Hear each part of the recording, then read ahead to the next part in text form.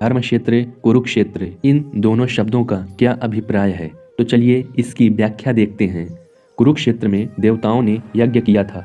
राजा कुरु ने भी यहाँ तपस्या की थी।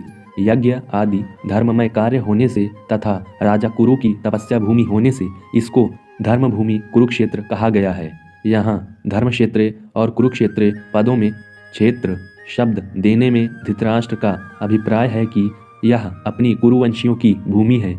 यह केवल लड़ाई की भूमि ही नहीं है, प्रत्युत तीर्थ भूमि भी है, जिसमें प्राणी जीते जी पवित्र कर्म करके अपना कल्याण कर सकते हैं। इस तरह लौकिक और पारलौकिक सब तरह का लाभ हो जाए, ऐसा विचार करके एवं श्रेष्ठ पुरुषों की सम्मति लेकर ही युद्ध के लिए यह भूमि चुनी गई है।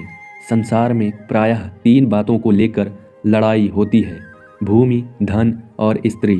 इन तीनों में भी राजाओं का आपस में लड़ना मुख्यतः जमीन को लेकर होता है। यहाँ कुरुक्षेत्र पद देने का तात्पर्य भी जमीन को लेकर लड़ने में है। कुरुवंश में धृतराष्ट्र और पांडु के पुत्र सब एक हो जाते हैं। कुरुवंशी होने से दोनों का कुरुक्षेत्र में अर्थात राजा कुरु की जमीन पर समान हक लगता है। इसलिए कौरवों द्वारा पांडवों को उनकी जमीन न देने के कारण दोनों जमीन के लिए लड़ाई करने आए हैं। यद्यपि अपनी भूमि होने के कारण दोनों के लिए कुरुक्षेत्र पद देना युक्ति संगत, न्याय संगत है, तथापि हमारी सनातन वैदिक संस्कृति ऐसी विलक्षण है कि कोई भी कार्य करना होता है तो वह धर्म को सामने रखकर ही होता है।